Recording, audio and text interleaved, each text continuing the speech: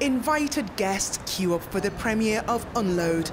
It's the fourth film project by one of the Forces community's newest directors. Now, this is not the first foray into PTSD for former RAF veteran Peter Carruthers, but what he does hope with his film is that it will help those working in mental health to understand what PTSD is a little bit more. I play a character called Eddie, who's an army veteran who's struggling with sort of coming to terms with what he experienced in the war in Afghanistan and Iraq, and it's about his relationship with his wife Jackie and how the strain that's put on that relationship as he struggles to come to terms with the trauma that he experienced, and sort of the journey of him working through that and you know, going through the health system, you know, through like GPs and therapy and things like that.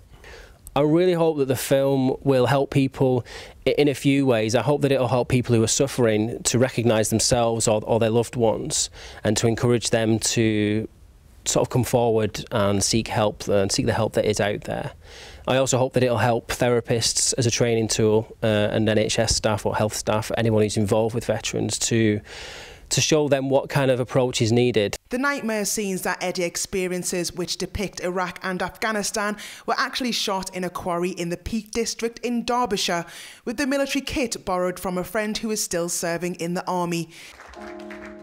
The audience were invited to a Q&A after the film, which featured production members and mental health experts. The NHS Military Veteran Service, which provides therapy for veterans in the North West, has seen nearly 1,500 people in the last 2 years. I think it's going to help in two ways. One is that it will really help us to raise awareness of the issues, and hopefully if a veteran was to see the film, or a veteran's family member was to see the film, it will really encourage them to seek help earlier, and actually also to know that there is help there that is bespoke to veterans' needs. And the film hit home for many. I think the standout scene for me, because I have been to Afghanistan and Iran, was when the young girl was taken away and raped, and that for me was incredibly moving. I thought it was very powerful, very interesting. Really good portrayal of just a really difficult subject. And really not what I was expecting, I don't think. I think just because it was such a human story, and I think that really sort of resonated, I think, and it was something that anyone can identify with. I think it makes you think about the issues, which I think is the point of the film.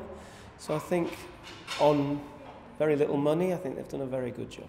The film cost just over £50,000 with some funding from the NHS. It's now hoped to be screened at selected venues. Jessie Aru-Phillips, Forces News in Manchester.